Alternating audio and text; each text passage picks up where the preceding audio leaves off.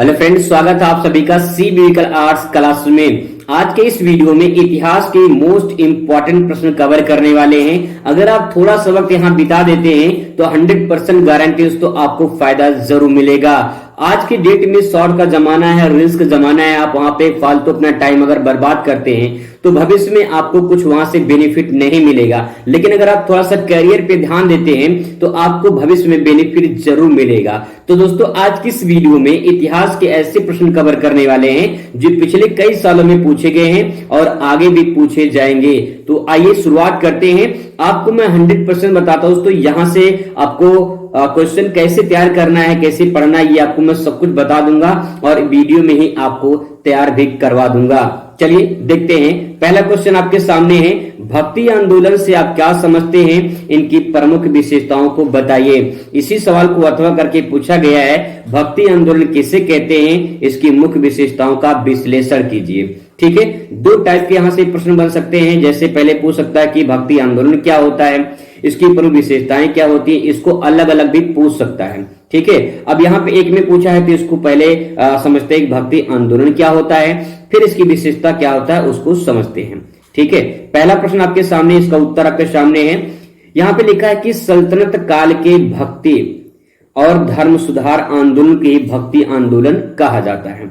इन्हें सल्तनत काल इन्हें कह सकते हैं। जब मुस्लिम काल चल रहा था उस टाइम पे कुछ ऐसे धर्म सुधार आंदोलन होते हैं जिनको भक्ति आंदोलन के नाम से जाना जाता है। आइए और आगे डिटेल में इसको थोड़ा सा क्लियर करते हैं ताकि आपको क्लियर हो जाए और स्पष्ट हो जाए। अर्थात हम कह सकते हैं सल्तनत काल जब चल रहा था उस टाइम पे ऐसे बहुत सारे हिंदू में अनेक ऐसे धर्म विचारक हुए जिन्होंने भक्ति को अधिक महत्व दिया और फिर इसके बाद जो है धर्म सुधार का एक नया आंदोलन प्रारंभ हुआ जिसे भक्ति आंदोलन के नाम से विख्यात हुआ। ठीक है, अब मैं आपको एक एग्जांपल से समझाता हूं। जैसे आपने भारत छोड़ो आंदोलन का नाम सुना होगा, भारत छोड़ो आंदोलन। ठीक है, महात्मा गांधी के द्वारा जो है शुरू किया गया था भारत छोड़ो आंदोलन और इस आंदोलन में पूरा भारत जो है एक साथ आ गया था। 1942 में शुरू हुआ था भारत छोड़ो आंदोलन और गांधी जी ने एक नारा भी दिया था, करो या मरो का नारा। अब सवाल ये है कि जो ये आंदोलन शुरू हुआ था, ये आंदोलन कैसे शुरू हुआ? जब अंग्रेज अत्याचार कर रहे थे तो उन अत्याचारों को जो है जब बर्दाश्त से बाहर हो गया तब गांधी जी ने कहा कि भैया अब देखो देश को आजाद कराना है, या तो करो या तो मरो। अब सवाल यही है कि जब कोई परेशानी आती है तभी उसका समस्या का समाधान किया जाता है। जैसे कोरोना आया था तो कोरोना जब आया तो कोरोना समस्या हो गई, अब समस्या के लिए वैक्सीन आई, उसके लिए दवा आया। तो कहने का मतलब ये है कि जब सल्तनत काल चल रहा था तो उस टाइम पे ऐसे कुछ हिंदू लोग आए जो अनेक धार्मिक विचारक ने धर्म के बारे में वो बताया कि हिंदू धर्म में ऐसा होता है, भक्ति के बारे में बताया, जो आराधना के बारे में बताया, आध्यात्मिक के बारे में बताया। तो कहने का मतलब ये है कि सल्तनत काल में ऐसे कुछ हिंदू विचारक आते हैं जिन्हें भक्ति के बारे में जो है कुछ ऐसी जानकारी प्रदान करते हैं, लोगों को बताते हैं ताकि जो है लोग समाज को जान सके कि कुछ और भी अध्यात्म में, कुछ और भी ईश्वर के भक्ति में है। तो यहाँ पे जो है इस प्रकार से जो है उन्होंने अपना प्रचार प्रसार किया और यही शुरुआत होती है भक्ति आंदोलन का। ठीक है, तो कहने का मतलब वही दोस्तों कि अगर आप एग्जाम्पल से समझ जाएंगे तो आपको दिक्कत नहीं होगी। अब देखिए थोड़ा सा यहाँ पे और पॉइंट को क्लियर करते हैं। देखिए, इस आंदोलन का इतिहास आचार्य शंकराचार्य के काल से शुरू होता है। यानी अब यहाँ से नाम आता है, नाम मैंने हाईलाइट कर दिया है ताकि जो है आपको समझ में आए। ठीक है, आंदोलन की जो इतिहास है वो आचार्य शंकराचार्य के काल से शुरू होता है और भक्ति काल के जो संत हैं ये बहुदेववाद का खंडन किया है। बहुदेववाद का मतलब बहुत से देवता को मानना, ये उसको खंडन किया है। इन्होंने कहा है कि अगर आप भक्ति में जो है विश्वास करते हैं तो आप एक ईश्वर में विश्वास करिए, ईश्वर एक है और उसी को आप मानिए। बहुत से देवताओं को, बहुत से ईश्वर को नहीं मानना है, इसलिए यहाँ बहुत जो बहुदेववाद है यानी बहुत से देवताओं का खंडन किया है। अगर मानना है तो एक ईश्वर यानी एक ईश्वर में विश्वास करिए। ठीक है, इसका जो है भक्ति काल में उपदेश दिया गया है कि आप एक ईश्वर में विश्वास करिए। आगे दोस्तों बताया गया है उन्होंने कर्म कांड और जाति भेद का विरोध किया है। कर्मकांड का मतलब जैसे लोग कहते हैं कि भैया जैसे आप कर्म करेंगे वैसे आपको मिलेगा। तो यहाँ पे जो कर्म कांड है, जो आपका जाति भेद है, यानी जो जातिवाद है, इसको जो है इन्होंने विरोध किया है, ठीक है। और मूर्ति पूजा का भी इन्होंने खंडन किया है। जो भक्ति काल के संत हैं, ये संत ऐसा मानते हैं कि ना तो भैया कर्मकांड न सही है, ना तो जातिवाद सही है, ना तो आपको जो मूर्ति पूजा होता है, जो मूर्ति पूजा लोग करते हैं, उसका इन्होंने खंडन किया है। तो आप आसानी से समझ सकते हैं कहानी की तरह, ठीक है। भक्ति से ईश्वर को प्राप्त करने का उपदेश दिया है। अगर आप ईश्वर को प्राप्त करना चाहते हैं, ईश्वर से मिलना चाहते हैं, तो आपको एक मार्ग है और उस मार्ग का नाम है भक्ति। भक्ति करेंगे तभी ईश्वर को जो है आप प्राप्त कर सकते हैं।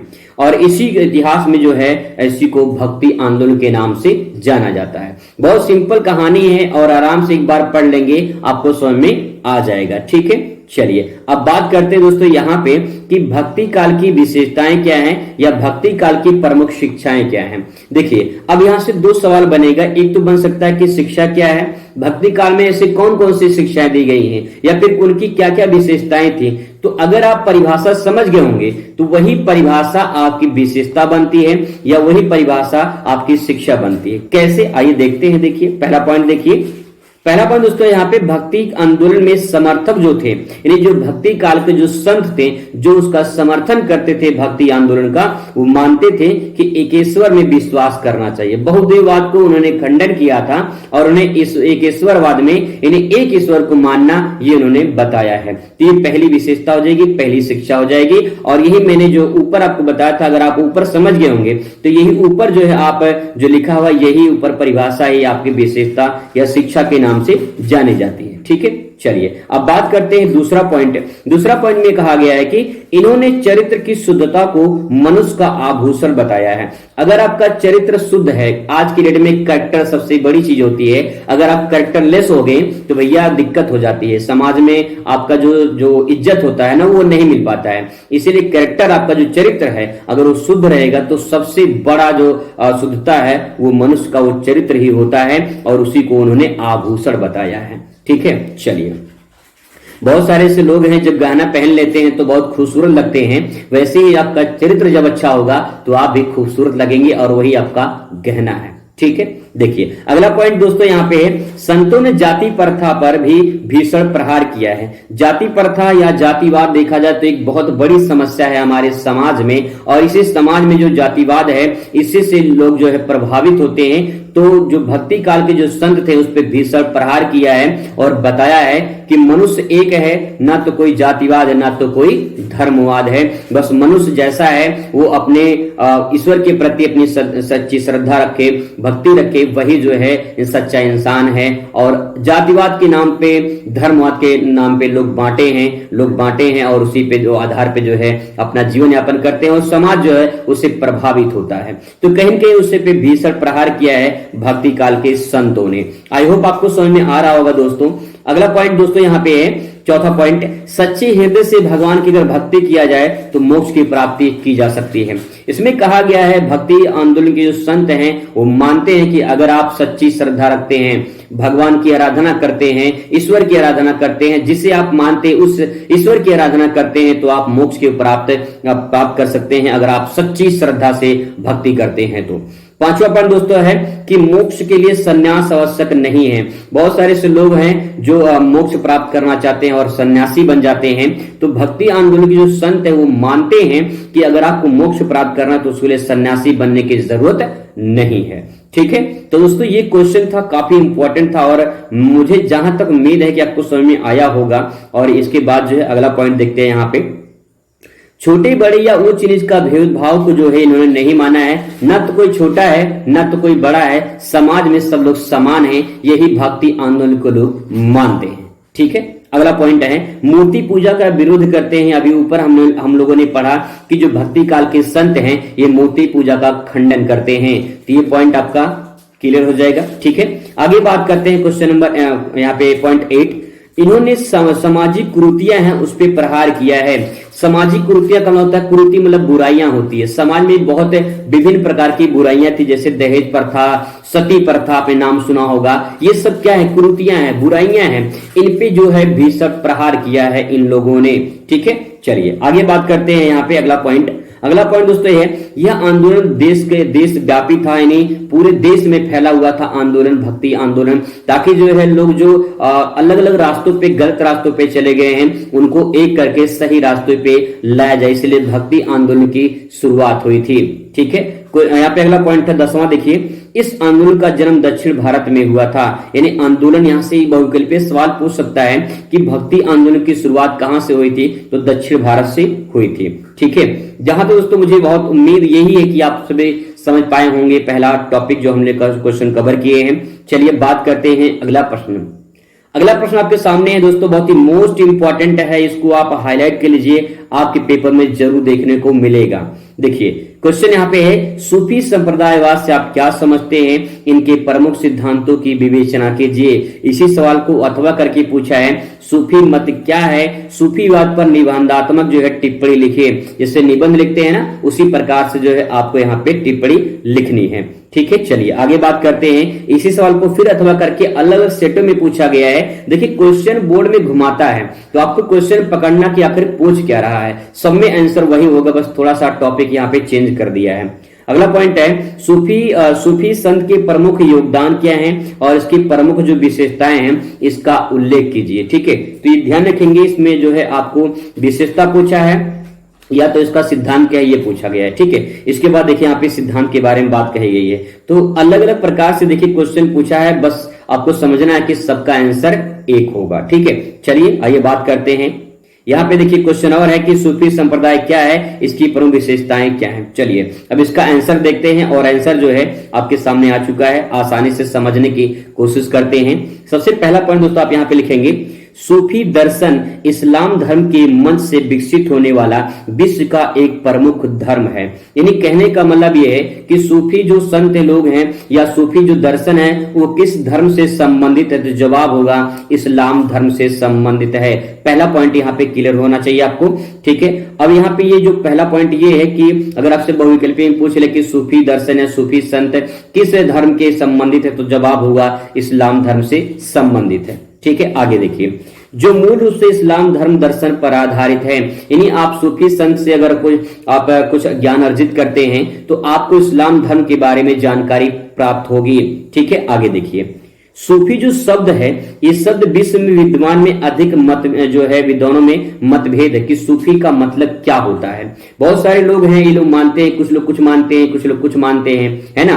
आप ही में से बहुत सारे ऐसे लोग होंगे जो किसी को मानते होंगे यार बहुत अच्छा पढ़ाता है भाई, कुछ लोग ऐसे मानते हैं जो बहुत ब्रिलियंट पढ़ाता है। सवाल यह है कि आपको टॉपिक किसका समझ में आता है और वो पढ़ा हुआ टॉपिक आपके बोर्ड एग्जाम में आता है या नहीं आता है, वही टीचर आपके लिए परफेक्ट है। तो सवाल दोस्तों ये है कि आपको सबसे पहले जो भी टीचर पढ़ा रहे हैं वो समझ में आना चाहिए, और जो समझ में आ गया है वो आपके ज्यादा एग्जाम में आए तो टीचर आपके लिए परफेक्ट है। ठीक है, यही दो टारगेट होना चाहिए आपका। ऐसे यहाँ पे है जो सूफी शब्द है, इस सूफी का शब्द है, इस सूफी शब्द में अलग अलग जो विद्वान है इनको मतभेद है। आइए कुछ विद्वानों का यहाँ पे समझने की कोशिश करते हैं। एक प्रबल मानता है कि सूफी संत का मतलब क्या होता है, तो मदीना की मस्जिद के सामने सुफा अर्थात चबूतरा था। मदीना, मक्का मदीना का नाम सुना होगा आप लोगों ने, लोग जाते हैं जो है मक्का मदीना, अपने जो है जो भी मन्नतें होती हैं उसके लिए मक्का मदीना जाते हैं। तो यहाँ पे जो है हजरत मोहम्मद साहब का जो जन्म हुआ था वो मक्का में हुआ था और मक्का छोड़कर मदीना चले गए थे, तो उसी से संबंधित है यहाँ पे। तो मदीना के मस्जिद के सामने एक सुफा अर्थात चबूतरा होता था। जैसे कि ये मान लीजिए कि जो है यहाँ पे कोई मस्जिद है, ठीक है, मस्जिद है और इसके सामने एक चबूतरा होता था, और चबूतरे के सामने लोग बैठकर जो है प्रभु का ध्यान लगाते थे, और वही जो ध्यान लगाते थे उसी को सूफी कहा जाता है। ठीक है, उसी क्या कहते हैं, उसी को सूफी कहते हैं। तो आप इस एग्जाम्पल से समझ सकते हैं, जैसे मान लो कि एक आदमी है, ठीक है, एक आदमी है और वो अगर लेडीज का ड्रेस पहन ले तो उसे क्या कहेंगे, उसे डांसर या लेडीज के ड्रेस में उसे उस नाम से पुकारेंगे। मतलब कहने को लगे जो भी आप उस आकृति को ग्रहण कर लेते हैं उसी आकृति को ढाल लेते हैं। जैसे अगर बात करूं, आपको तस्वीर कुछ नजर है, इससे रावण का नाम लेते हैं यहाँ पे, तो रावण का अगर नाम लेते हैं तो रावण का आपको पूरा जो तस्वीर है वो दिखाई देता देता है। यानी एक आदमी जिसका रूप धारण कर लेता है उसी का रूप वो ग्रहण कर लेता है। ऐसे ही दोस्तों यहाँ पे जब यहाँ पे लोग प्रभु का ध्यान लगाते थे चबूतरा पर बैठकर, तो वही जो ध्यान लगाते थे उन्हीं को सूफी कहा जाता था। ठीक है, चलिए आगे बढ़ते हैं। यहाँ पे अगला पॉइंट दोस्तों यहाँ पे है कि कुछ लोग मानते थे उन्हें सफा अर्थात पवित्र स्थान नाम पर सूफी कहा गया है। यानी कुछ लोग मानते थे जो पवित्र स्थान है उसी को सफा या फिर सूफी के नाम से जाना जाता है। इसका अर्थ होता है पवित्र स्थान या पवित्र शब्द होता है। ठीक है, चलिए अब बात करते हैं दोस्तों इसकी जो है प्रमुख शिक्षाएं क्या हैं। शिक्षाओं पे थोड़ा नजर डालते हैं, क्या क्या शिक्षाएं सूफी संत के लोग कहते हैं और क्या मानते हैं, क्या इनकी विशेषताएं हैं। देखिए पहला पॉइंट ये कि सूफी जो है एक ईश्वर में विश्वास रखते हैं। सूफीवाद के संत हैं ये भी मानते हैं कि अगर ईश्वर एक है तो जो है ईश्वर जो है वो एक है, अल्लाह एक है, ये मानते हैं। ठीक है, अगला पॉइंट है सूफी ईश्वर प्राप्ति को जीवन का अंतिम लक्ष्य मानते हैं। अगर आप ईश्वर को प्राप्त कर लेते हैं तो सूफी के संत के लोग मानते हैं यही जो है आपके जीवन का अंतिम लक्ष्य होना चाहिए। ठीक है, तीसरा पॉइंट दोस्तों आपके सामने है। तीसरा पॉइंट है ईश्वर की प्राप्ति के लिए इन्होंने संयम, पवित्र जीवन, निर्धन रहना, तौबा, खौफ, संतोष आदि का आवश्यक माना है। यहाँ पे इन्होंने कहा है कि अगर आपको ईश्वर को प्राप्त करना है तो आपको संयम बनाए रखना है। ठीक है, आपको पवित्र जीवन जीना है, निर्धन रहना है, मतलब कि एक तरह से जो है आपको गरीबी की श्रेणी में रहना है तो आपको ईश्वर की प्राप्ति हो सकती है। तौबा, खौफ, संतोष की भावना रखना है तो जो है आपको ईश्वर की प्राप्ति हो सकती है। अगला पॉइंट है इन्होंने माना है कि संगीत और गायन से भी ईश्वर प्राप्त जो है किया जा सकता है। ठीक है, तो सूफी संत के लोग मानते हैं अगर आप संगीत या फिर गायन के माध्यम से ईश्वर की आराधना करते हैं तो आप ईश्वर को प्राप्त कर सकते हैं। अगला पॉइंट दोस्तों आपके सामने है, पांचवा पॉइंट है कि जो सूफी मत है, मत का मतलब विचार होता है। विचार किसके है? सूफी संत का। ठीक है, तो सूफी मत के दर्शन के अनुसार मनुष्य जो सृष्टि है वो जो है सर्वश्रेष्ठ रचना करता है। कहने का मतलब दोस्तों ये है कि सूफी मत के दर्शन के अनुसार मनुष्य जो है वो सृष्टि का सर्वश्रेष्ठ रचनाकार है। ठीक है, चलिए आगे बात करते हैं। सूफी मत में किसी भी प्रकार का वर्ग विभेद और जाति भेद को स्वीकार नहीं करते हैं। यानी कहते हैं कि सूफी जो मत है यानी सूफी के जो संत लोग मानते हैं कि जातिवाद या फिर जो है जो वर्ग विभेद है इसमें कोई भी ऐसा जो है भावना नहीं होनी चाहिए। सभी लोग कैसे हैं? सभी लोग समान हैं। ठीक है, नेक्स्ट अगला देखते हैं। यहाँ पे सूफी मत हैं वो प्रेम को सर्वाधिक महत्व देते हैं। अगर आप लोगों से प्रेम करते हैं, प्रेम की भावना रखते हैं तो आपको ईश्वर को जो है आप प्राप्त कर सकते हैं। ठीक है, अगला पॉइंट है ईश्वर को प्रियतम, प्रेमी और प्रेमिका के रूप में जाना गया है। कहने का मतलब यह है कि जो ईश्वर है उसी को प्रेमी और प्रेमिका के रूप में जाना गया है। तो यहाँ पे जो प्रियतम शब्द है उसमें प्रेमी और प्रेमिका दोनों आ जाएंगे। ठीक है, चलिए अगली पॉइंट यहाँ पे दोस्तों आपके सामने है। सूफी मत में प्रेम और नैतिकता को अधिक महत्व दिया गया है। यानी कुल मिला जुला के देखा जाए तो लोगों से प्रेम करना आपकी सच्ची श्रद्धा होती है और वही जो है भक्ति होती है, वही आराधना होती है। वही जो है लोग सूफी संत के लोग मानते हैं कि प्रेम ही सब कुछ है। अगर आप सच्ची श्रद्धा रखते हैं, प्रेम करते हैं लोगों से तो आप ईश्वर को प्राप्त कर सकते हैं। अगला है गुरु जो होते हैं, गुरु को सूफी मत में सर्वाधिक महत्व दिया गया है और गुरु ही ईश्वर प्राप्ति का सच्चा मार्ग दिखाने वाला होता है। आज की डेट में तो लोग ऐसा नहीं मानते हैं, लेकिन प्राचीन में देखा जाए तो गुरु सर्वश्रेष्ठ होता था और गुरु ही जो शिष्य होते थे उनको सच्चा मार्ग दिखाता था कि गलत क्या है, सही क्या है। आज की डेट में तो सोशल मीडिया का जमाना है तो गुरु को उतना तो महत्व नहीं देते हैं, लेकिन आज की डेट में देखा जाए तो बहुत सारे ऐसे लोग हैं जो आज भी मानते हैं कि गुरु ही सब कुछ होता है। अगर गुरु का ज्ञान मिल जाए तो हम उस कामयाबी को, उस मंजिल को हासिल कर सकते हैं जो हमारे सपने हैं, जो हम पाना चाहते हैं। तो दोस्तों ये 10 पॉइंट थे और आई होप कि आप दोनों क्वेश्चन को समझ में आया हो। दोस्तों आपके सामने यहाँ पे है सूफी संप्रदाय के प्रमुख प्रकारों का वर्णन कीजिए। सूफी जो संप्रदाय हैं उनके कौन कौन से प्रकार हैं, आइए इनको समझते हैं। तो देखिए सबसे पहला पॉइंट यहाँ पे है चिश्ती संप्रदाय। चिश्ती संप्रदाय में क्या क्या है आइए इनको समझते हैं, कौन कौन लोग इनमें हैं उनको समझते हैं। तो इस संप्रदाय के प्रमुख जो संस्थापक हैं वो है ख्वाजा मोइनुद्दीन चिश्ती थे। तो चिश्ती संप्रदाय के संस्थापक ख्वाजा मोइनुद्दीन चिश्ती थे। ये 1 नंबर का सवाल आपका तैयार हो गया है। आपके मानचित्र में भी पूछा जा सकता है, आपके बहुविकल्पीय में आपके अति लघु क्वेश्चन में यहाँ से सवाल बनते हैं। तो ख्वाजा मोइनुद्दीन चिश्ती थे, तो जो है इनका जो है ये चिश्ती संप्रदाय के संस्थापक माने जाते हैं। इनके उपदेश का मुख्य केंद्र जो था वो अजमेर और दिल्ली था। यह जाति पाति में जो है विश्वास नहीं रखते थे, जाति पाति में विश्वास नहीं रखते थे, ऐसा जो है ख्वाजा मोइनुद्दीन चिश्ती की सोच थी, ऐसा विचार था उनका। इन संप्रदाय की बात करें तो इसमें कौन कौन लोग थे, तो यहाँ पे आप देख सकते हैं बख्तियार काकी, बाबा फरीद, निज़ामुद्दीन औलिया, अमीर खुसरो, मलिक मोहम्मद जैसी। तो ये कुछ ऐसे नाम हैं जो पढ़ना पड़ेगा, कुछ समझना पड़ेगा कि कौन कौन से लोग थे जो संप्रदाय के जो चिश्ती संप्रदाय है उसके संत माने गए हैं। बख्तियार काकी, बाबा फरीद, निज़ामुद्दीन औलिया, अमीर खुसरो, मलिक मोहम्मद जैसी। ठीक है, इंपॉर्टेंट है, इसको ध्यान रखेंगे। आगे बात करते हैं यहाँ पे कंदरिया संप्रदाय की बात करें तो यहाँ पे देखिए इस संप्रदाय के संस्थापक संत शेख अब्दुल कादिर जिलानी थे। इन्होंने इस संप्रदाय का जो है प्रचार प्रसार किया था। ठीक है, इस संप्रदाय के संत या अनुयायी सभी देशों में पाए जाते हैं। इस संप्रदाय के प्रमुख संत फ़कीर मखदूम शाह और दारा शिकोह आदि लोग थे। तो यहाँ पे इसको थोड़ा सा एक बार नज़र डाल लेंगे, ऐसे यहाँ से बहुविकल्पीय अति लघु सवाल जो है आपके यहाँ से बन जाएंगे। तो दोस्तों ये कुछ इंपॉर्टेंट प्रश्न थे जिसे मैंने कोशिश किया कि आपको समझ में आ जाए। फिर भी अगर कोई दिक्कत परेशानी होती है, अगर समझ में ना आया हो तो फिर भी आप कमेंट करके बताइएगा कि कैसा लगा आपका आज का ये वीडियो। चलिए मिलते हैं नेक्स्ट वीडियो में, तब तक खुश रहिए, मस्त रहिए, ज़िंदगी में स्वस्थ रहिए। धन्यवाद।